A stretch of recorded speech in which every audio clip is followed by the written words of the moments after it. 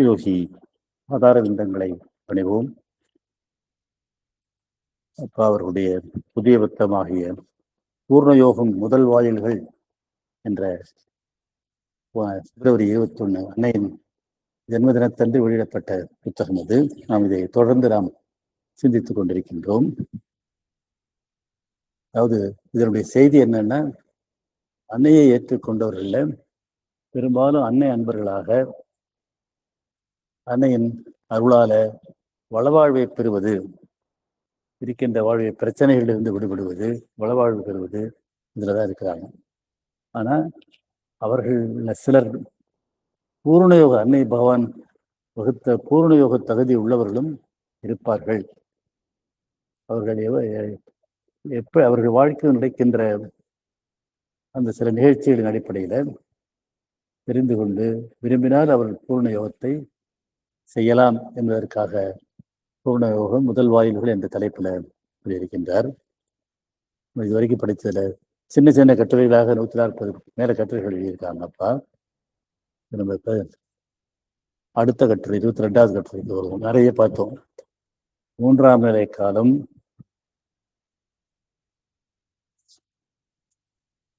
மௌனம், அகண்ட மௌனம் கொண்டது.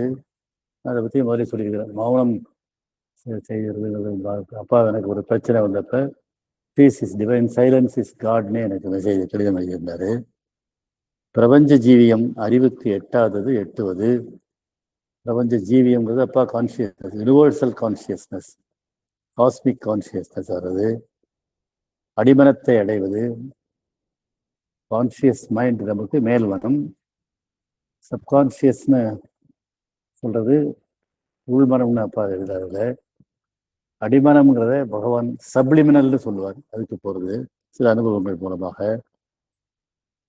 ஆதியான அறியாமையை இழப்பது. மனிதன் அறியாமையின் வடிவம், இக்னரன்ஸ் தான் நம்ம அதை போய்ப்பது. இப்படி அகந்தை சிறந்து பிரபஞ்சம் வெளிப்படுவது, தலையில் உள்ள மனத்தின் மையம் தலைக்கு மேல் போகிறது.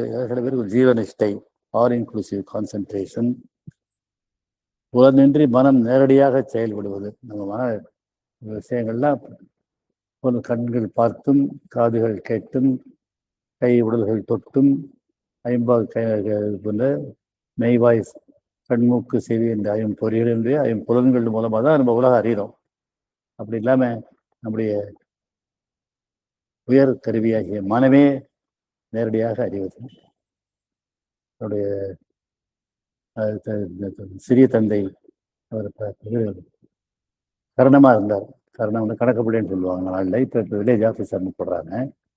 அவர் நிலத்துக்கு வரி போகும்போது அங்கே போய் நிலத்தை பார்த்து, விளைஞ்சிருக்கிற நிலத்தை பார்த்து இத்தனை மூட்டை விளையும்னு சொல்லுவார். அது பிரம்மம் நாடும் ஆனந்தத்தை நுகர்வது. சாதாரணமாக நம்ம சந்தோஷத்தை தான், ஜாய் ஹாப்பினஸ்ன்னு சொல்ற சந்தோஷத்தை தான் அறிவோம். அப்படி இல்லாமல் அதெல்லாம் ஏதோ ஒரு பொருளை அடிப்படையாக கொண்டது. எனக்கு பிடிச்சது சாப்பிட்டா சந்தோஷம், பிடிச்ச சினிமா பார்த்தோம், இது பார்த்தா சந்தோஷம், இசை கேட்டால் மகிழ்ச்சி. இதெல்லாம் எல்லாமே தானாகவே வெளிப்படுகின்ற ஆனந்தம். அதுதான் பேரானந்தம், அல்லது டிலைட் ஆஃப் எக்ஸிஸ்டன்ஸ்னு பகவான் எழுதாரு. அது சிவத்தை சொல்றது. 3ஆம் நிலை காலம்னு ஒன்று எழுதியிருந்தாரு. காலத்தை கடந்ததே காலத்திற்குள் கொண்டு வருவது. நம்ம இந்த பூமியினுடைய வட்டத்தில் இருக்கிறோம். இந்த பூமி தன்னைத்தானே சுற்றி கொள்கின்றது, சூரியனை சுற்றி வருகின்றது. அதனால பகல் இரவு மாறுகின்றன. நாட்கள் இந்த ஆண்டாக ஒரு சூரியனை முழுவதும் சுற்றி வர ஓராண்டுகள் வருது. இதெல்லாம் இல்லாம காலத்தை கடந்தது இருக்கின்றது. அந்த இறைவன் காலத்தை கடந்தவன்.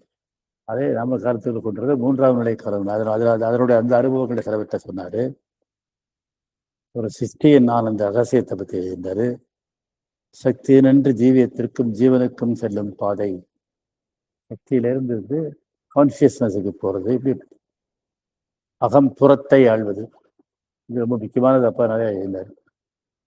புறம்தான் நம்மளை ஆளுது. அது மாதிரி நம்முடைய அகம் புறத்தை ஆள வேண்டும். அகத்தினுடைய கட்டுப்பாட்டுக்குள்ள வர்றது. யுகம் சடமாகும். அகம் புறமானால் யுகம் சடமாகும்னு ஒரு தப்பா இருக்காரு. அதாவது எத்தனையோ காலங்கள் நடக்கிறது க்ஷணத்துல உடனே நடக்கிறது. இது எப்பன்னா நமக்குள் நம்முடைய அகமாகிய நம்ம ஆன்மா வெளிப்பட்டு செயல்பட்டால் ஒரு அதுக்குரிய எடுத்துக்காட்டு சொன்னாரு. அணுவிலிருந்து அனந்தம் எழும். அப்புறம் அடுத்தது இந்த பிரம்மம், புருஷா, ஈஸ்வரன், மாயா அந்த தத்துவங்களை பற்றி இப்போ பார்ப்போம்.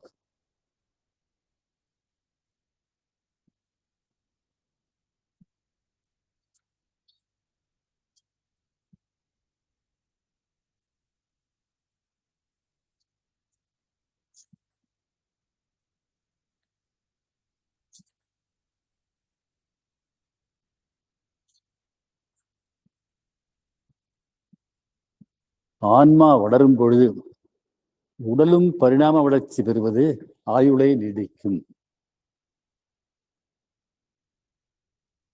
அன்னையிட்ட வந்தவங்களுக்கு ஆயுள் நீடிக்கும். வேணுகானம்னு ஒரு கட்டுரை தொகுப்பு நம்ம மையத்தின் மூலமா வெளியிட்டு இருக்கோம். அதுல ஆயுள்ங்கிற ஒரு கட்டுரையில எழுதுறாரு. அதுதான் இங்க எழுதுறாரு. பிறவி சுழலினின்று விடுபட்டு மோட்சம் பெறுவது தவம். மரபு யோகத்துல இறந்து மரபு யோகம் அன்னை அரவிந்தருடைய பூர்ண யோகம் வருவதற்கு முன்பு அவர் வாழ்வனைத்தும் யோகம்னு சொன்னார். இந்த பூர்ண யோகம் வருவதற்கு மரபு யோகத்தினுடைய நோக்கம் என்னன்னா, நம்ம வந்து பிறந்து இறந்து சுழல்ல ஏற்பட்டிருக்கிறோம். அது இல்லாம விடுபட்டு இறைவனை சென்றடைகிறது. அது மோட்சம், முக்தி, மோட்சம்னு சொல்றது. தமிழில் வீடுன்னு சொல்லுவாங்க. விடுபடுறதுனால இதுக்கு வீடுன்னு பேர் வந்தது. மோட்சம் என்பது முக்தியில் விடுபடுதல் தான் அர்த்தம் சமஸ்கிருதத்தில். அது இருந்துதான் அதுதான் பழைய இது. அது பிறவியை தவிர்த்து வாழ்வை அன்னை வாழ்வாக்குவது யோகம். அரவிந்த யோகம் என்ன? வாழ்வனைத்தும் யோகம். வாழ்வை விட்டு விலகிற யோகம் இல்லை. மரபு யோகத்துல வாழ்வை விட்டு காட்டில் போய் தவம் செய்து இறைவன் அடைந்தார்கள். வாழ்வினை செய்கின்ற அனைத்தையும் அன்னைக்கு சமர்ப்பணமாக செய்து வாழ்வது யோகம். அந்த நாளில் ஊரில் பேங்க் இருக்கும். ஏழைக்கு அங்கு வேலை இல்லை. அவனுக்கு எதுவும் தெரியாது. அப்பாவுடைய எழுத்துக்களுடைய முக்கியமான சிறப்பு என்னன்னா, நம்ம வாழ்க்கையில நமக்கு நடக்கிற விஷயங்கள் எல்லாம் பழைய காலத்திலிருந்து மாற்றமடைந்திருக்கிறது. அது ஆன்ம வளர்ச்சியின் காரணமாக அன்னை வந்திருக்கிறது. இப்ப எல்லாரும் பேங்க்ல கணக்கு வச்சிருக்கிறாங்க. அரசு மூலமா நிறைய பேருக்கு பேங்க்ல வருது. ஒரு 50 ஆண்டுகளுக்கு முன்பு கிராமங்கள்ல எல்லாம் பேங்க் கிடையாது. சாதாரண ஜனங்களுக்கு பேங்கை பத்தி ஒன்றுமே தெரியாது. அதுதான் சொல்றப்பா. அந்த நாளில் ஊரில் பேங்க் இருக்கும். ஏழைக்கு அங்கு வேலை இல்லை. அவனுக்கு எதுவும் தெரியாது. இந்த நாளில் பேங்க் அவனை தேடி வந்து கடனுதவி செய்து முன்னுக்கு வர உதவி வருகின்றது. இது மாற்றம். இந்த மாற்றத்திலுமே அப்பா அவர்களுடைய கான்ட்ரிபியூஷன் உண்டு. கடலூரை அடுத்த ராமாபுரத்துல அப்பா ராமாபுரத்துல ஒரு நகரத்தையே ஒரு நிறைய நிலத்தை வாங்கி முந்திரி பயிர் செய்தார்கள், வாழை பயிர் செய்தார்கள். அதுவரைக்கும் பயிர்க்கடனை கூட்டுறவு வங்கிகள் மட்டும்தான் கொடுத்திருந்தது. அப்பா அங்கே இருக்கின்றவர்களை தானும் பயிர் செய்து அவருக்கு கடலூர் சென்ட் ஜோசப் ஸ்கூல் ஆசிரியராக இருந்த பொழுது அங்கே இருக்கின்ற சாதாரண மக்களையும் பயிர் செய்து இந்த தேச உடைமையான வங்கிகளிடமிருந்து கடனை வாங்கி கொடுத்து அந்த கடனை அவர்களை திருப்பி கட்ட வைத்து ஒரு முறை ஒரு இதற்காக ஸ்டேட் பேங்க் சேர்மனே அங்கே வந்திருந்தார் சொல்லுவாங்க. அதனால இந்த நாளில் பேங்க் அவனை தேடி வந்து கடனுதவி செய்கின்றது, முன்னுக்கு வர உதவுகிறது. சிறிய ஊர்களில் பேங்க் இருப்பதில்லை. இன்னைக்கு எல்லா ஊர்லயும் பேங்க் இருக்குது. கிராமிய பேங்க்னு நிறைய வந்திருக்கு. இன்று எல்லா கிராமங்களுக்கும் பேங்க் வந்துவிட்டது. அன்று அன்னை இருந்தார்.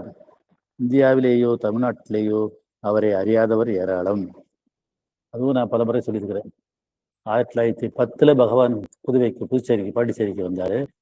14 அன்னைக்கு வந்தாங்க. திருப்பி முதல் லோக யுத்தம் வாங்கன்னு போயிட்டு திருப்பி 20 முந்தா நாள் பார்த்தோம். 24ஆம் தேதி ஏப்ரல் 24ஆம் தேதி வந்து நிரந்தரமாக தங்கி 1971 வரைக்கும் இதாக இருந்தாங்க. கல்வியப்பா அவர்கள் அண்ணன் என்பதாகி அமுத சுரபியில எழுதி அப்புறம் மதர் சர்வீஸ் சொசைட்டி ஆரம்பித்து புத்தகங்கள் வெளியிடும் வரைக்கும் தமிழ்நாட்டில் அப்பா எழுத ஆரம்பித்த பிறகுதான் அன்னையை பற்றி தெரிந்தது. இது அவதாரங்கள் தமிழகத்தில் வந்து இருக்கிறாங்கிறதே யாருக்குமே தெரியாமல் அது அப்பா செய்தார். அன்னை இருந்தார். இந்தியாவிலேயே தமிழ்நாட்டிலேயோ அவரை அறியாதவர் ஏராளம். அன்னைக்கு அன்னையை பற்றி அறிவது அது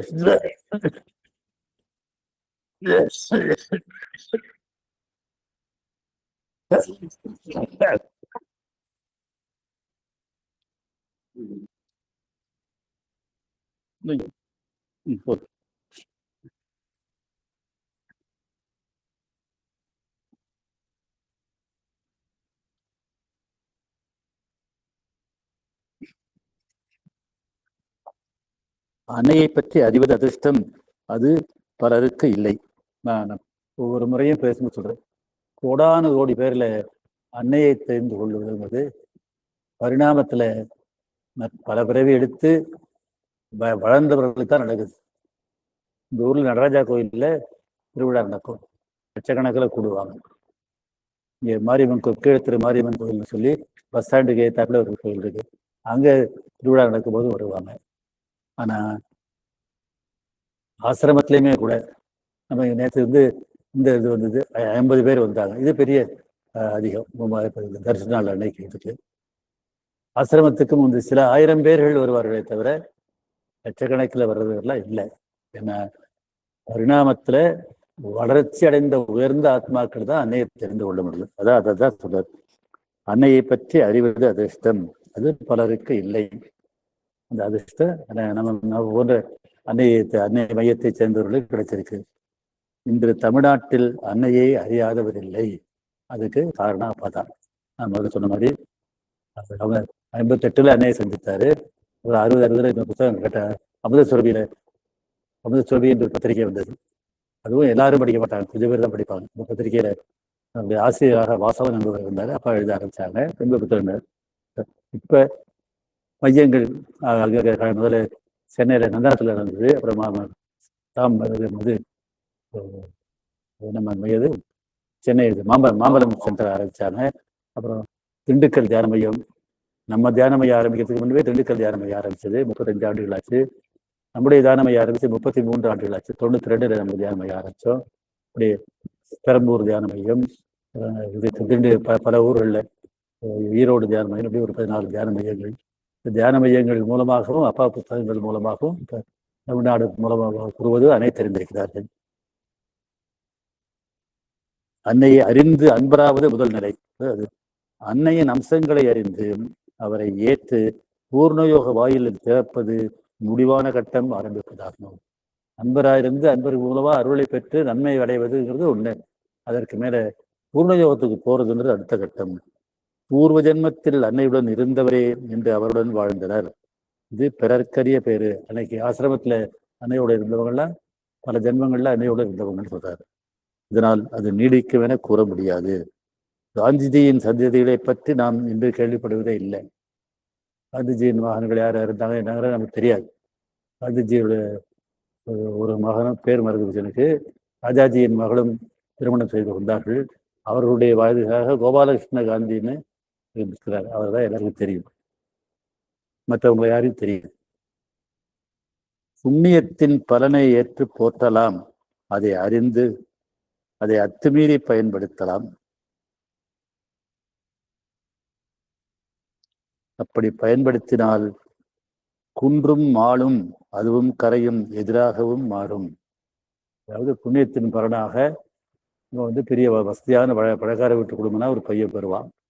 அவன் அதற்கு மேல பணத்தை விளைச்சா டாட்டாவோ டால்வியாவோ பிர்லாவோ ஜெயன் இவர்கள் எல்லாம் அவருடைய மகன்களா இருக்கிறவங்க அவங்க கல்வியை கற்று வளர்த்து செய்வாங்க.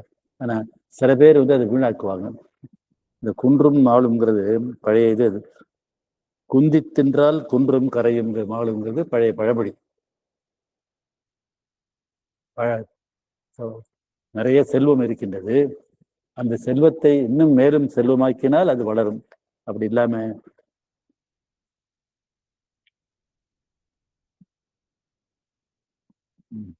ஒரு செலுத்து. அதனால அதை பழமொழி குந்தி தின்றா உட்காந்துட்டு குந்துதல்ங்கிறது இந்த ஊர்ல பயன்படுத்துறாங்களான்னு தெரியல. உட்கார்ந்து இருக்கிறது இருக்கு.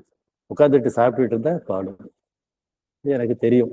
எங்க தாத்தா தாய் அப்பா வழி இதுக்கு வந்து சாதாரண எங்க தாத்தா என் பெயருடைய பாலசுப்ரமணியன் என்ற பேர் தாத்தா கர்ணமா இருந்தார். இப்போ அவருடைய இருந்தவங்களாம் அந்த நிலைமை கொஞ்சம் இல்லை. நாங்களாம் வெளியே வந்துட்டோம். அவ்வளோ இருக்கிறோம். என்னுடைய தாய் வழி பாட்டினார் வந்து திருவையாறை தஞ்சாவூர் பகுதியில் திருவையாறை ஒட்டி கிராமத்தில் இருந்தாங்க. அந்த தெருவில் பாதி தெரு அந்த அந்த 3 பேர் பங்காளிகள் 3 பேருடைய இதாக இருந்தது. இப்போ அவங்கெல்லாம் யாரும் அதுக்கப்புறம் வளர்க்கல. இது அவர் தாத்தா இருந்தார். மாமாக்கள்லாம் சின்ன சின்ன வேலைகள் தான் இருந்தாங்க. இந்த பக்கத்துடைய எல்லாருமே அப்படித்தான். இப்போ அந்த வீடுகள் எல்லாமே வேற யாருக்கோ போயிட்டு அந்த அந்த செல்வம் வளரலை. அதுபோ வரும். அப்படி பயன்படுத்தினால் குன்றும் மாடும், அதுவும் இதில் கரையும் போகும். பூர்ண வாயுவோக வாயில் திறக்கும் பொழுது அறிகுறிகளில் ஆன்மா வளரும் பொழுது உடலும் வளர்வது ஒன்று. பூர்ணயோகத்தில் உடலும் வளர்ச்சி அடையணும். உடலுக்குரிய தகுதி முடிந்தபின் ஆத்மா அடுத்த உடலை நாடுவது மரணம். ஆத்மா வளரும் பொழுது உடலும் வளர்ந்தால் மரணம் இல்லை. அன்னையை தேற்ற நீண்ட ஆள் அன்னையும் 90 வயசு இருந்தாங்க. பகவான் யோக நோக்கத்திற்காக இச்சா மிருத்யு என்று அவரே விரும்பி தன்னுடைய உடலை இணைத்து சூட்சுமத்தில் தன்னுடைய யோகத்தை சத்திய ஜீவியம்ங்கிற சுப்ராமெண்டல் பவரை உலகத்துக்கு கொண்டு வருவதற்காக அவர் சென்றார். ஆனால் அன்னை 95 வரைக்கும் இருந்தாங்க. அப்பாவும் 93 வயசு வரைக்கும் இருந்தார். ஆத்மா வளரும் பொழுது உடலும் வளர்ந்தால் மரணமில்லை. சிறு வயதில் காய்ச்சல் வந்தால் தானே போகும். வயதான பின் 1 வாரம் 10 நாட்கள் படுக்க வேண்டும். வயதான பின் காய்ச்சல் வந்து நாம் கவனிக்காவிட்டால் தானே சிறுவயதில் போவது போல் போனால் உடலில் தெம்பிருக்கிறது என பொருள். ஆன்மா வளரும் பொழுது உடலும் வளர்ந்தால் பூர்ணயோக வாயில் திரைக்கும் தெம்பு வளர்வதை காட்டும். அதோட நம்முடைய ஹெல்த்லேயும் இம்ப்ரூவ்மெண்ட் இருந்ததுன்னு சொன்னால் அது வந்து வாயில் பூர்ணயோகம் வாயிலில் இருக்கிறோம் அப்படிங்கிறத உணர்ந்துக்கணும். இதை ஒரு சௌகரியமாக எடுத்துக்கொள்வதை விட இதை அன்னை நமக்கு யோக அழைப்பு அனுப்புகிறார் என்று அறிதல் என்று நம்முடைய நோய்கள் குறைந்து வளர்ச்சி அடைந்தோம்னு சொன்னீங்கன்னா நமக்கு அன்னை யோகம் செய்ய அழைப்பு அனுப்புகிறாருங்கிறத புரிஞ்சுக்கணும். 10 வேளைக்கு டாக்டர் மருந்து கொடுத்தால் ஓரிரு வேளைகளில் உடல் குணமாவது இது போன்றதே. காயமாற 1 வாரம் ஆகும் என்ற பொழுது 5 நாளில் ஆறுவதும் உடல் வழிப்பாக இருக்கிறது. ஆன்மா வளரும் பொழுது உடலும் வளர்கிறது. பூர்ணயோக வாயில் திறக்கிறது. அன்னை யோகத்தை மேற்கொள்ள நம்மை அழைக்கிறார் என பொருள். அன்னையும் பகவானும் அன்னையினுடைய சக்திகள் தெய்வீக சக்தியை கொண்டு உடல் நோய்களை குணப்படுத்துவதை பற்றி இன்டகிரல் ஹீலிங்னு ஒரு புக் எழுதியிருக்காங்க. அப்போ அன்பு அமிர்தமாகி அபரிவிதம் அனந்தமாகுங்கிற அழைப்பில் அதுவும் சின்ன சின்ன கட்டுரைகள் இது போல. ஒரு பயிருக்கு காதில் ஓட்டை வந்துடுது. அந்த ஓட்டையை தியானத்தின் மூலமாக குணப்படுத்தியதை சொல்லியிருக்கிறார்கள். இப்போ எனக்கு வந்து இந்த இடது காலில் வயதானாக்க இந்த ஸ்கின் டிசீஸ் தோல் நோய்கள் வரும். இந்த இடது காலில் எனக்கு தோல் நோய் வந்தது. ஒரு 5 ஆண்டுகளுக்கு முன்பு டாக்டர்கிட்ட போனேன். உடனே யோகம் செஞ்சாலும் கூட உடனே யோகத்தின் சக்தினால குணப்படுத்தணும்னு தோன்றதில்லை. அவர் வைத்திய மருந்துலாம் கொடுத்தாரு. மறுபடியும் இப்போ ஒரு 3 மாதத்துக்கு முன்னாடி ஒரு 2-3 மாதத்துக்கு முன்னாடி வந்துட்டுது. இப்போவே 15 நாளைக்கு 20 நாளைக்கு முன்னாடி எனக்கு ஞாபகம் இல்லை. மறுபடியும் இது வந்து அதிலிருந்து நீர் வடிந்து நாற்றமே அடிக்க ஆரம்பித்தது. இந்த முறையில் வந்து நான் அன்னையிட்ட விட்டுறதுன்னு முடிவு பண்ணேன். தானாகவே நான் அந்த இதில் இருக்கும்போது மற்ற நோய்கள் விரைந்து குணமாகும், தோல் நோய் வந்து மெதுவாக தான் குணமாகும்னு சொன்னாங்க. கால் நல்ல இடதுகால் அப்படி வீங்கி இருந்தது. இப்போ எனக்கு சிறிதாக நலமடைந்து வந்து கொண்டிருக்கின்றது.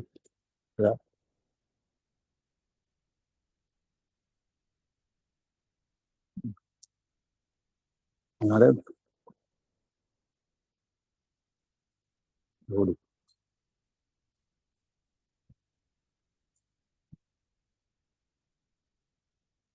நமக்கு திறக்கிறது. அன்னை யோகத்தை மேற்கொள்ள நம்மை அழைக்கிறார் என்ற பொருள். அதனால நமக்கு உடல் நோய்களும் குணமாகும். 5 நாளில் குணமானதும் உடல் விழிப்பாக இருக்கிறது. ஆன்மா வளரும் பொழுது உடலும் வளர்கிறது. பூர்ணயோக வாயில் திறக்கிறது. அன்னை யோகத்தை மேற்கொள்ள நம்மை அழைக்கிறார் என பொருள். அன்னை அருளால நம்முடைய நோய்களை நாம் குணப்படுத்திக் கொள்ள முடிந்தால் செய்யணும். இதுலேயும் இருக்காங்க, அமைதியை அழைக்க சொல்லி கால் த பீஸ்ன்னு மதுரை எழுதுவாங்க. நமக்கு ஒரு நோய் வந்துன்னா அந்த நோய் வழியில் அங்கே அன்னையினுடைய அமைதி இறங்கும் போது கற்பனை பண்ணோம்னா உடனே அது மாறும். பொதுவாக இது அன்பர்கள் கண்ணில் படுவதில்லை. கண்ணில் பட்டு மனம் ஏற்று அழைப்பை ஏற்றுக்கொள்வது அன்னையை பூர்ணமாக ஏற்பதாகும். நமக்கு நோய்கள் வந்த அன்னையை நம்பாம மற்ற நடக்காம சிறு சிறு நோய்களுக்கு, பெரிய நோய்களுக்கு வைத்தியத்துக்கு போய் தான் ஆகணும். இல்லை, சிறிய நோய்களுக்கு அன்னையை அழைத்து அன்னையின் அமைதியை நோயுற்ற இடத்துல இருக்கின்ற நிச்சயமாக அது குணமடைகின்றது. அப்ப நமக்கு யோகம் செய்வதற்குரிய அழைப்பு இருக்கிறது என்று பொருள். அடுத்தது, நாம் செய்யும் வேலை ஜட உலகிலிருந்து நகர்ந்து சூட்சுமத்தை தாண்டி சத்திய ஜீவியை உலகை அடைவது, எதிரி நமக்கு சாதகமாக மாறுவது. வாழ்க்கையில எதிரி நமக்கு சாதகமாக இருக்க மாட்டாங்க, எதிராக தான் இருப்பான். அப்ப நம்ம இதுல இருந்து சத்திய ஜீவியத்துக்கு போறோம்னா அது சாதகமாக மாறுவது. அறிவில்லாமல் அடமாக செய்யும் காரியமும் கூடி வருது. முட்டாள்தனமா நம்ம காரியம் செஞ்சுட்டு இருப்போம், இருந்தாலும் அதுவும் கூடி வரும். அப்ப அங்கு நடைபெறுறது அன்னையின் அருள் செயல்படுறதுன்னு அர்த்தம். செயலுக்கு 3 நிலைகள் உண்டு. கையால் செய்யும் வேலை ஜட உலகை சேர்ந்தது. நமக்கு எல்லாருக்கும் 3 பகுதி இருக்கு. உடல் ஜடம், பிசிக்கல். உயிர் அது பிராணன்னு சமஸ்கிருதத்தில் சொல்லுவாங்க, அது வைட்டல்னு ஆங்கிலத்தில் பகவான் எழுதுவார். அப்புறம் அடுத்தது மனம், அறிவு. கையால் செய்யும் வேலை ஜட உலகை சார்ந்தது. உணர்ச்சியால் செய்வது சூட்சுமலோக செயல். ஆத்மாவால் செய்வது சத்திய ஜீவிய செயல். சத்திய ஜீவியங்கிற சுப்ராமெண்டல். இது அருள் செயல்படும் பொழுது யோக வாயில் திறக்கும். நமக்கு இந்த நம்முடைய கையாலேயோ உணர்ச்சியாலேயோ அறிவாலேயோ இல்லாம தானாக அருள் செயல்பட்டால் அங்கே யோக வாயில் திறக்கின்றது. அது அன்னையின் அழைப்பு.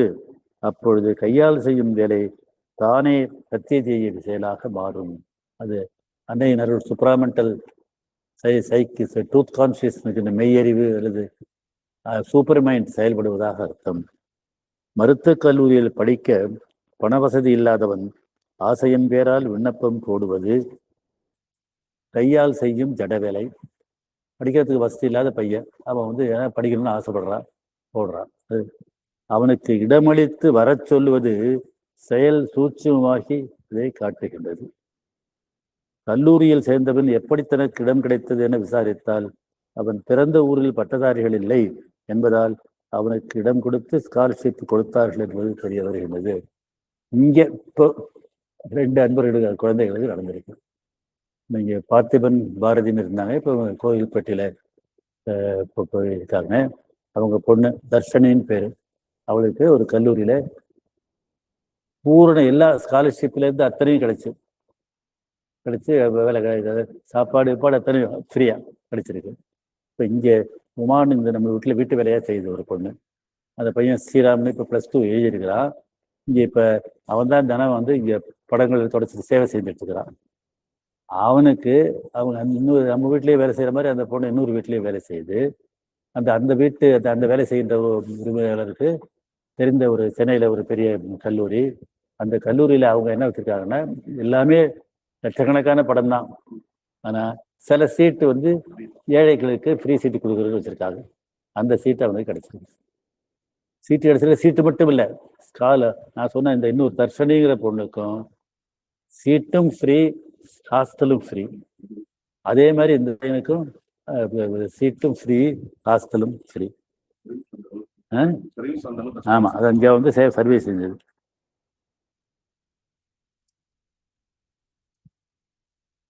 இங்கே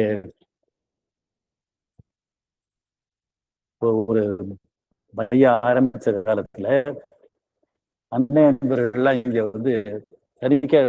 வெள்ளிக்கிழமை லிஸ்ட் போட்டுருவோம். எல்லா கதவுகள்லையும் டோருக்கு விண்டோன்னு போட்டுருக்கோம். மருத்துவக் கல்லூரியில் படிக்க பண வசதி இல்லாதவன் ஆசையின் பேரால் விண்ணப்பம் போடுவது கையால் செய்யும் ஜடவேலை. அவனுக்கு இடமளித்து வர சொல்வது செயல் சூட்சுமமாகி இதை காட்டுகிறது. கல்லூரியில் சேர்ந்தபின் எப்படி தனக்கு இடம் கிடைத்தது என விசாரித்தால் அவன் பிறந்த ஊரில் பட்டதாரிகள் இல்லை என்பதால் அவனுக்கு இடம் கொடுத்தது ஸ்காலர்ஷிப் கொடுத்தார்கள் என்பது தெரிய வருகிறது. அதை சொன்னேன். நம்ம மையத்தின் மூலமாக 2 பேருக்கு ஒரு பொண்ணு ஆல்ரெடி படிச்சுட்டே இருக்கிறா, 2வது ஆண்டு வந்தாப்ப. அடுத்த ஏதாவது ஸ்காலர்ஷிப் இடம் மட்டும் செல்ஃப் ஃபினான்சிங் கல்லூரியில் இடமும் கொடுத்து ஹாஸ்டல் வசதியும் இடமும் கொடுத்துருக்குறாங்க. அடுத்ததுக்கு இங்கே வேலை செய்கிற பையன், பொண்ணுடைய பையன் இப்போ +2 எழுதியிருக்கிறான். அவனுக்கு ஏழைக்கு கொடுக்குற ஒரு சீட்டு கொடுக்குறது அந்த பையனுக்கு கிடைச்சிருக்குது ஹாஸ்டல் வசதியோட. பிறந்த ஊரில் பட்டதாரிகள் இல்லை என்பதால் அவனுக்கு இடம் கொடுத்து ஸ்காலர்ஷிப் கொடுத்தார்கள் என்பது தெரிய வந்தது. முதல் ஆண்டு அமெரிக்க ப்ரொஃபஸர் வந்து மாணவர்களை சந்தித்த பொழுது இவனை தேர்ந்தெடுத்து படிப்பை முடித்தபின் அமெரிக்காவுக்கு அழைப்பது, நீ அமெரிக்காவில் வா, நீ மேல் படிப்படிக்கலான்னு சொன்னாக்க இது சத்தியஜீவியம் செயல்படுகின்றது, அன்னையின் அருள் செயல்படுகிறதுன்னு பொருள். இது போன்ற நிகழ்ச்சிகளை நாம் அன்பர்கள் வாழ்வில் அடிக்கடி கேள்விப்படுகிறோம். அதை வசதியாக அதிர்ஷ்டமாக ஏற்கலாம். சாதாரணமாக இந்த வந்திருக்கு, படித்து வரல, மேலே நல்ல வேலை கிடைக்கும், வெளிநாட்டில் போகலாம், அப்படிலாம் சேர்க்கலாம். அதுக்கு மேலே என்னமா இருக்கணும், அது யோக அழைப்பாக ஏற்பது முறை. இந்த அழைப்பு உள்ளவங்களுக்கு, இந்த இது மாதிரி வாய்ப்பு கிடைத்தவங்களுக்கு யோக அழைப்பு இருக்கிறதுன்னு அர்த்தம். அவங்க யோகம் செய்ய முடியும் என்பதை காட்டுகின்றது. யோகத்திற்கு அன்னை அழைப்பதில்லை, தானே வருபவர்களை இது சரிவராது என்று கூறி அனுப்பிவிடுவார்கள். அவர் இருந்தப்போ அதுவும் செஞ்சுருக்கிறாங்க. அன்னை யோகத்திற்கு அழைப்பது லால் பகதூர் சாஸ்திரியை பிரதமராக்கியது பார்த்தது போல இந்திராவுக்கு அழைப்பு வந்தது. நீங்கள் பல முறை சொல்லியிருக்கிறோம். நீங்கள் ஆசிரமம் போகிறீங்கன்னாக்கா அங்கே ஒரு ஃபோட்டோ இருக்கும் வெளியில்.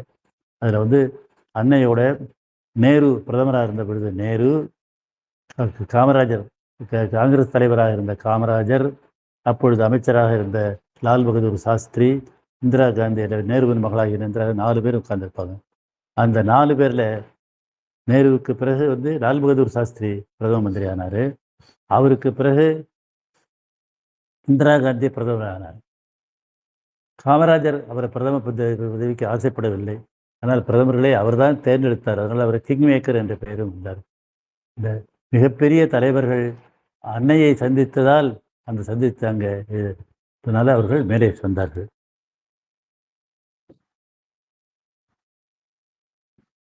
அவர் அன்றிலிருந்து இன்று வரை ராஜாஜி தவிர எவரையும் முதல் மந்திரியாகவோ பிரதமராகவோ அழைக்கவில்லை. ராஜாஜிக்கு தமிழகத்துக்கு பிரதம மந்திரியாக வந்தது. எந்த நாட்டிலும் அது நடக்கவில்லை. சாஸ்திரியும் இந்திரியாவும் அன்னை தரிசனம் செய்தவுடன் அழைப்பை பெற்றனர். ராஜாஜிக்கு அந்த அழைப்பு வந்தது, அவர் ஏற்கவில்லை. பிறகு சுப்பிரமணியம் அவர்கள் இங்கே நிதியமைச்சராக தமிழகத்தில் நிதியமைச்சராக இருந்தார். அப்புறம் மத்திய நிதியமைச்சராக இருந்தவர். ஏற்கும்படி கேட்டுக்கொண்டதால் ஏற்றார். சுப்பிரமணியம் பிறகு அன்னைக்கு சேவை செய்தார். அதனால சர்ச்சிலை அப்படி அழைத்ததற்கு பகவான் சக்தி செயல்பட்டது காரணம். 2ஆம் உலக யுத்தம் நடந்து கொண்டிருந்த பொழுது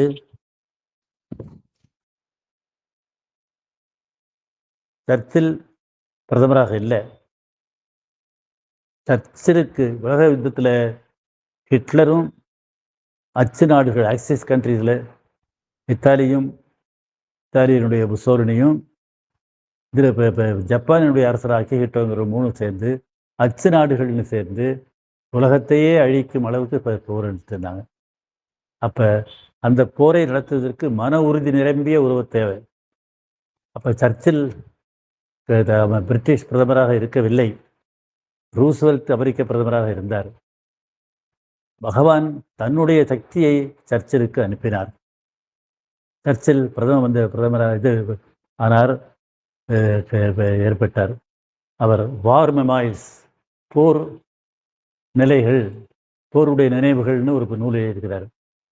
அந்த நூலை நம்ம படித்தோம்னாலே நமக்கே இப்போ டென்ஷன் ஆகிற மாதிரி இருக்கும். நான் சில பகுதிகளில் படிச்சிருக்கேன். ஆனால் அவர் அவ்வளவு மன உறுதியும் சொல்லுவார். அவர் என்ன சொல்லுவாராம், அவர் வந்து ஒரு நாளைக்கு 18 மணி நேரம் வேலை செய்வாராம். ஆனால் பகலில் ஏதோ ஒரு சில நேரம் அவர் தூங்குவாராம். அந்த நேரத்தை அவரை யாரும் எழுப்பக்கூடாது.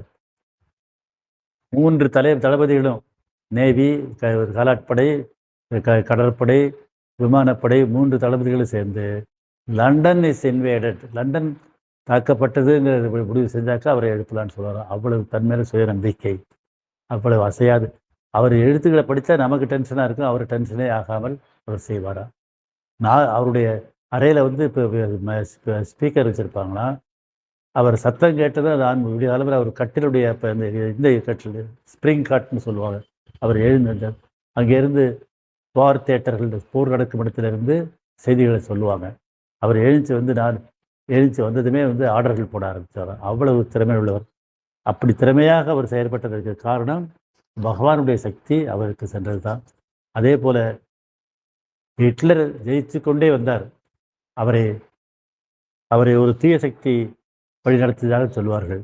அன்னை அந்த தீய சக்தியின் ஒடியில் போய் அவர் ரஷ்யாவை தாக்க சொன்னார். ரஷ்யாவை தாக்கலை, ரஷ்யாவை தாக்கினார். அவர் அதை தோல்வியடைவதற்கு காரணமாயிற்றுன்னு சொல்லுவார்.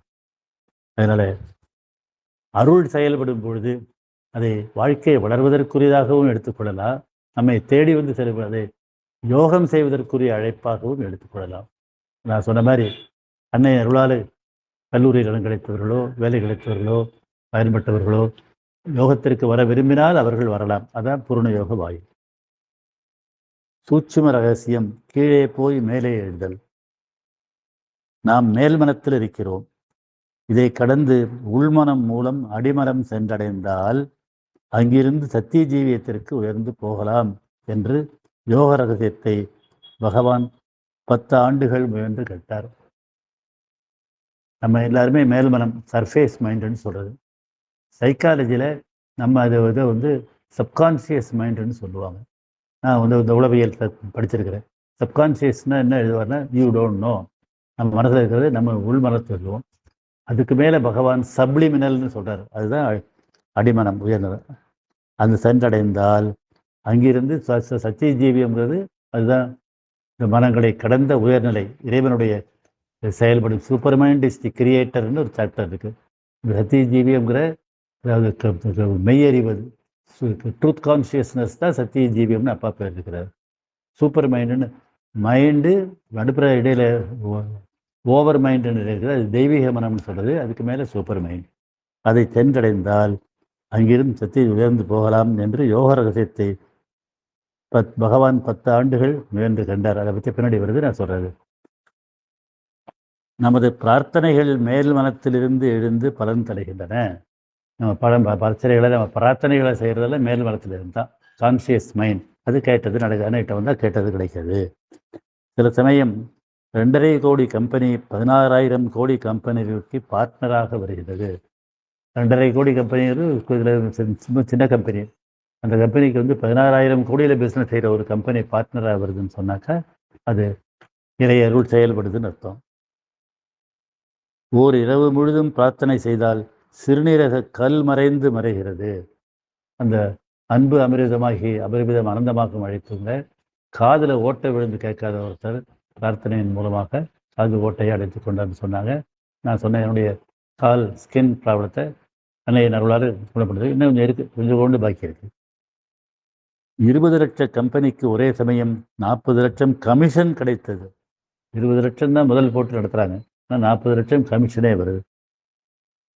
சொற்பனாளிகளுக்கு பயம் பீதியானால் மேல்மனம் பிளந்து அடிமனம் திறக்கும். ஆசை பேராசையாகி தீவிரமானாலும் அடிமனம் வெளிவிடும். யோக முயற்சியில் முதற்பலன் பயத்தாலும் ஆசையாலும் சில சமயங்களில் கிடைப்பதுண்டு. அப்படி உண்டு. சம்பளம் முழுவதுமாக 1000 ரூபாய் இல்லாத சமயம் 10 லட்சம் சேமிப்பு எழ முடியுமா? வர முடியாது. பூரண திறமை உள்ளவருக்கு அதுவும் ஒரு சமயம் நடந்தது.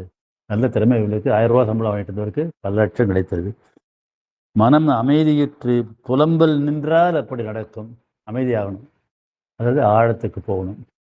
நேற்று சொன்னால் அதுக்கு ஒரு அப்பா எனக்கு ஒரு பிரச்சனை வந்தப்போ ஆரம்ப காலத்தில் peace is divine, silence is காடுன்னு சொல்லியிருக்காங்க. மௌனத்துக்கு போகிறது. மௌனம் அடைந்தது. பூர்ணம் மனம் எண்ணமே இல்லாமல் இருக்கிறது. இந்த எண்ணமே இல்லாமல் இருக்கிறது இருந்தாக்கா லைஃப் டெய்லியும் கூட படிக்காதீங்க அப்படின்னு அப்பா எழுதியிருக்காங்க. சாவித்திரி படிக்கலான்னு எழுதியிருக்காங்க. இது போன்றவை வாழ்வில் யோக பலன். அதாவது பிரார்த்தனை செய்து சிறுநீரக கல் கரைகிறது, அல்லது காதில் இது போகிறது, இதெல்லாம் யோக பலன்கள். அதே மாதிரி சம்பளம் ரொம்ப அதிகம் இல்லாதவங்களுக்கு பெரிய லட்சக்கணக்கில் வருமானம் வர்றது, யாரோ பெரிய இவரோட தொடர்பு ஏற்பட்டு, இது போன்றவே வாழ்வில் யோக பலன். இதை பலனாக அறியாமல் யோக வாயில் திறப்பதாக அறிந்தால் அன்னை அவர்களுக்கு சொந்தமாவார். என்ன ரகசியம் இங்கேன்னு சொன்னா, நமக்கு அன்னையிட்ட வந்த பிறகு சாதாரணமா நடக்க முடியாத இது நம்ம தொழிலையோ இதுலையோ நடக்குதுன்னு சொன்னா, அப்ப நமக்கு யோக தகுதி இருக்குன்னு அர்த்தம். நம்ம யோகம் செய்யலாம். அன்னையிட்ட வழி அன்னையிட்ட வந்தா அப்படின்னு அர்த்தம். அதனால அவர்களுக்கு யோகம் பலிக்கும்.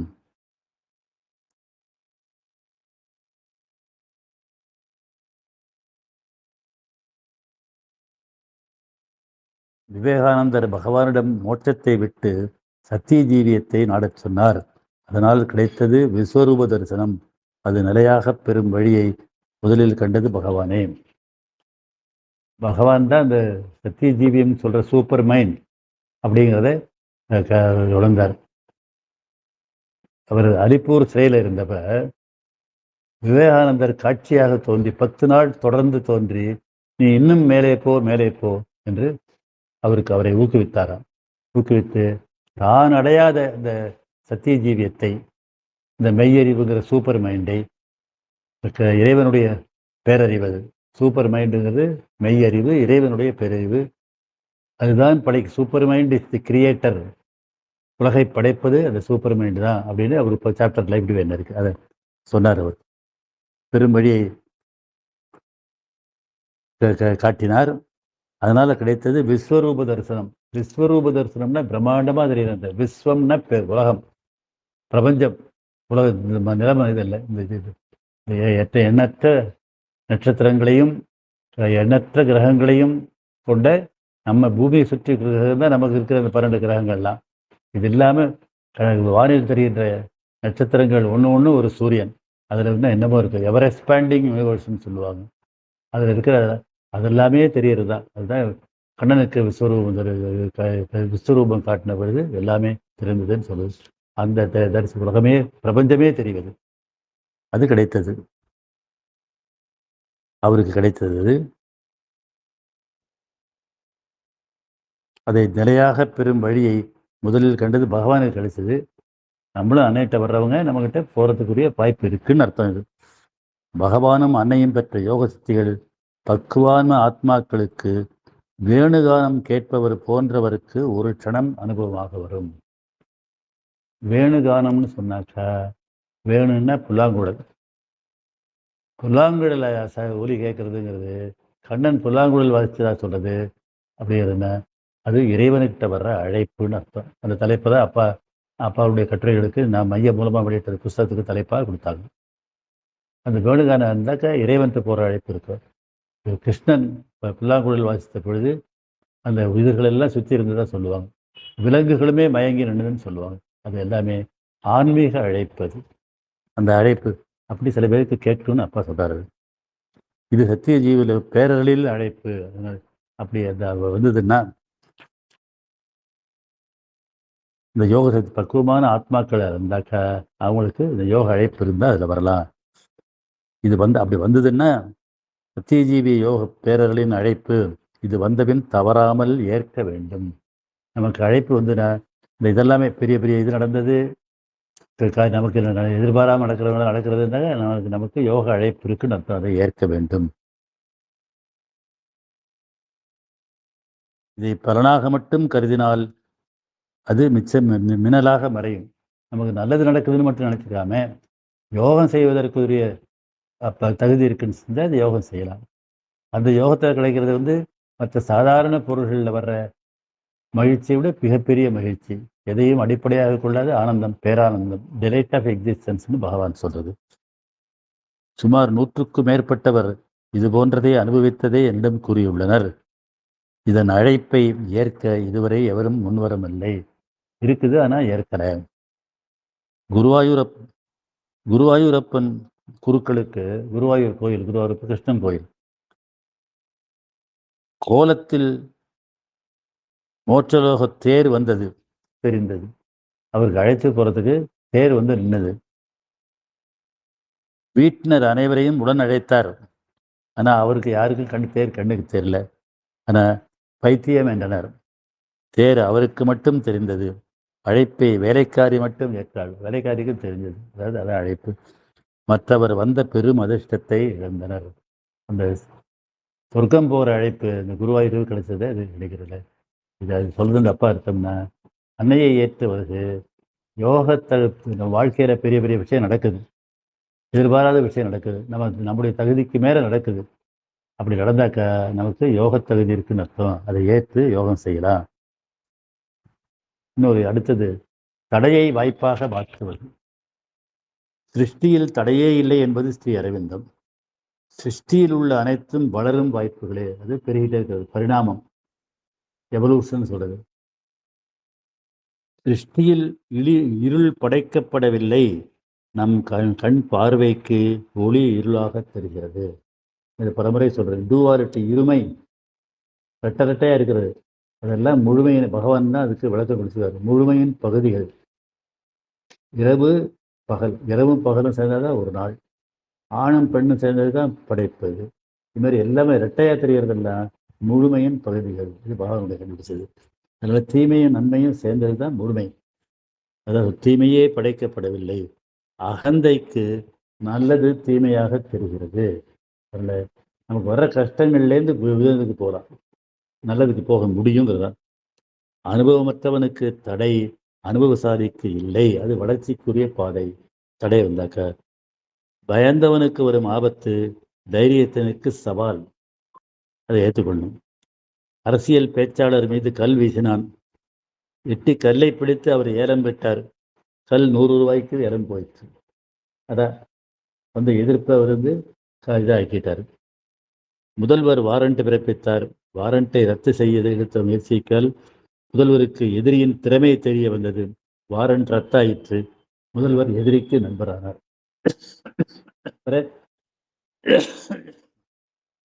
நண்பராக்கி கொண்டார்.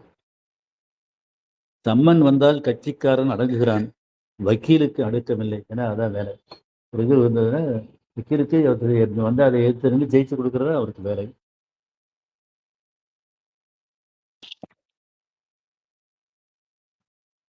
சொத்தில் 1/3 பங்கு உள்ளவனை உனக்கு பங்கில்லை வெளியேறு என பொய் கேஸ் போட்டார்.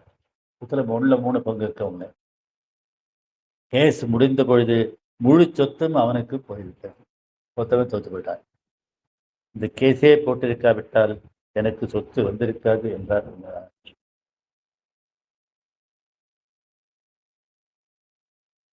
தடை என்பது அறியாமை. காளேஸ்வரம் கண்ணு தெரியாமல் இருக்கிறது. கண்ணு வேலைப்பார்வையில் கண்ணு பார்வையே காளேஸ்வரம். அனுபவம் இல்லாதது, சாதுரியம் இல்லாதது, சமயோசிதம் அறியாதது. இந்த தடைகள் எல்லாம் அன்னைகிட்ட வந்திருக்கிறது. இடைஞ்சல் வருதுன்னு சொன்னா அதை எதிர்த்து அன்னை நல்லோடு இருக்குதுன்னா பெரிய வாய்ப்பு இருக்குதுன்னு அர்த்தம். தடை வாய்ப்பாகும். அது சிறுவனுக்கு தடை, பெரியவருக்கு தடை இல்லை. தடை எழுந்தவுடன் நிதானமாக யோசனை செய்தார் அல்லது அனுபவசாலியை கலந்து ஆலோசித்தால் அது தடையில்லை என விளங்கும். தடைகள் எல்லாமே வளர்ச்சிக்கு படிக்கல்கள்னு சொல்லுவாங்க. சைக்காலஜி புக்லேயும் சொல்லுவாங்க. நான் பலமுறை இதுக்கு அன்னை தவறுனா நிறைய self improvement how to stop worrying and start living. கவலைப்படுவதை நிறுத்தி வளர்வது. How to win friends and influence people. இவ்வாறு வந்ததுன்னா ஒரு கான்குவெஸ்ட் ஆஃப் worry, கவலைகளை விடுவதற்கு இப்படி நிறைய புத்தகங்கள் தான். அது எல்லாமே என்ன சொல்லுவாங்க, எந்த இது வந்தாலும் உடனே ஐயோ வந்து பிளேன் பண்ணாது. அதை எப்படி ஜெயிக்கலாம்னு முயற்சி பண்ணீங்கன்னா அது வந்து வளர்ச்சிக்கு படிக்கலாக மாறிடுது. மேல என்ன அடுத்த போறதுக்கு பிரதிக்காக சொல்லியிருந்த நான் பல முறை இங்கே சொல்லியிருக்கிறேன். எனக்கு நான் எஸ்எல்சி பாஸ் பண்ணதும் இன்ஜினியரிங் படிக்கணுங்கிற ஆர்வம் இல்லை. என்னுடைய மாமா இன்ஜினியரிங் இல்லை. நல்ல மார்க் ஸ்கூல்ல தேர்ட் பண்ணிட்டேன். ஆனால் எங்கள் அப்பாவுக்கு வந்து அப்போ எங்கள் இங்கே உள்ளூரில் தங்கிட்டேன். இன்னைக்கு மீட்டிங்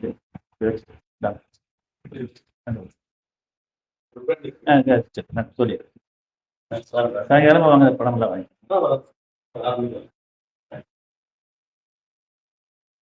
இதுக்கு தஞ்சாவூர் திருவையாறு, திருச்சியில கல்லூரி, அண்ணாமலை கல்லூரி, கும்பகோணத்து கல்லூரி, எங்கே போனாலும் ஹாஸ்டலுக்கு போகணும். எங்கள் அப்பாவுக்கு சம்பளம் எங்களுக்கு போகலாம். 30 ரூபா ஹாஸ்டல் செலவாகும் நாளைக்கு. இன்னைக்கு மாதிரி 30 ரூபா கொடுத்தா குடும்பம் நடத்த முடியாது. என்னால் படிக்க வைக்க முடியாது. எங்கள் ஊரில் தமிழ் கல்லூரி இந்த தமிழ் கல்லூரியில் சேர்த்துருக்காங்க. 4 வருஷம் படிச்சுட்டு முதல் வருஷம் முடிஞ்சதுமே நான் வந்து எனக்கு 2வது வருஷம் வரும்போது தஞ்சாவூரில் சரபோஜி கல்லூரியில் ஆரம்பித்தாங்க. நீ அங்கே போறியான்னு கேட்டாங்க. எனக்கு தமிழ் பிடிச்சி போச்சு. இல்லைப்பா போகிறேன். இது முடிச்சதுக்கு தமிழ் பட்டுக்காக காரைக்குடியில் 1 வருஷம், மதுரை திண்டுக்கல்லுக்கு சின்னாளப்பட்டியில் 1 வருஷம். ஆனால் மேலே படிக்கணுங்கிற ஆர்வம் இருந்த இந்த வேலையை எடுத்துட்டு இங்கே அண்ணாமலையில் பிஓஎம்னு எக்ஸம்ஷன் பிஓஎம்னு மெயின் பூரா எக்ஸம் பண்ணிட்டு PUC English, BA BSc English, minor biology எல்லாம் 2 வருஷத்துக்குள்ள சொல்லியிருப்பாங்க. அந்த கோர்ஸ் டவுனில் சத்திரத்தில் படிச்சுட்டு நாங்கள் படிச்சுக்கிட்டு இருக்கோம். அப்புறம் மொழியியல்னு அப்போ தான் என்னுடைய சப்ஜெக்ட் லிங்க்விஸ்டிக்ஸ்னு சயின்ஸ் ஆஃப் லாங்குவேஜ் அப்போ தான் ஆரம்பிச்சிருக்காங்க.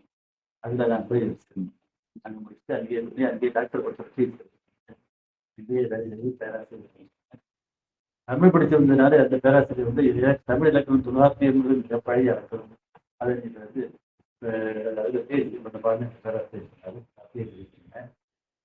இன்னமும் புஸ்தகம் எழுதிட்டு என்னுடைய புஸ்தகங்கள்லாம் வந்து இப்போ 2 ஆங்கிலத்தில் தமிழும் ஆராய்ச்சி செஞ்சு புஸ்தகம் இப்போதான் கொஞ்ச நாள் அம்மாவுக்கு உடம்பு சரியாக. அப்படி இல்லாமல் இன்ஜினியரிங் படிச்சிருந்தோம்னா எஸ்எல்சி முடிச்சதும் இப்போ என்ன பண்ணிருக்கலாம், அதிகபட்சம் சூப்பரண்டிங் இன்ஜினியர், சீஃப் இன்ஜினியர் ஆகிருக்கலாம். குறிப்பிட்ட வட்டத்தாண்டி தெரிஞ்சிருக்காரு.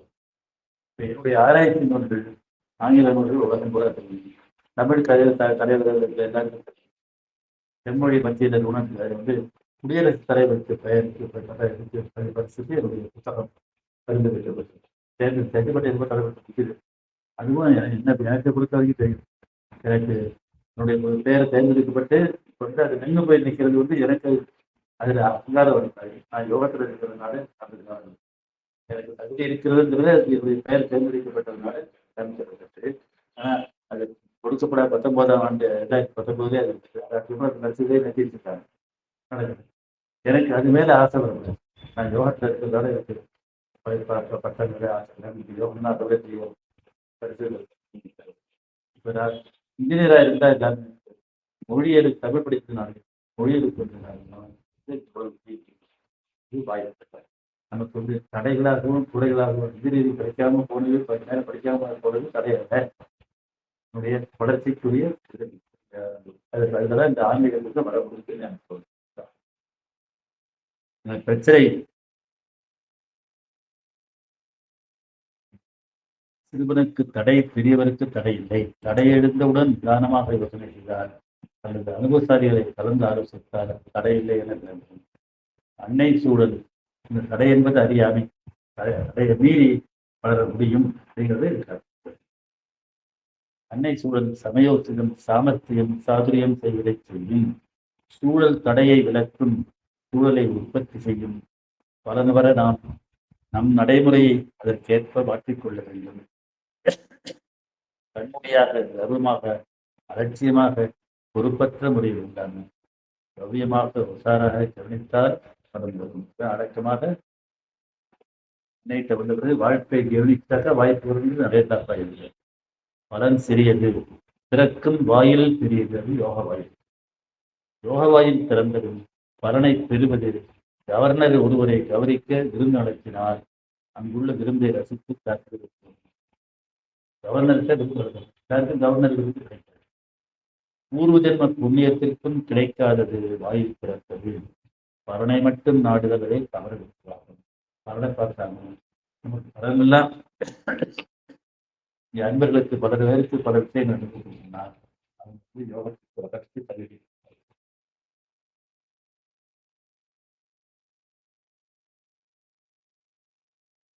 சாதாரண பலனை கிடைத்தால் பணமும் வசூலுகிறது இல்லாம யோக வாயில் இருந்தால் யாரும் கிடைக்காத இந்த பேரானந்தத்தை, பேரானந்தம் வந்து சொல்ல முடியாத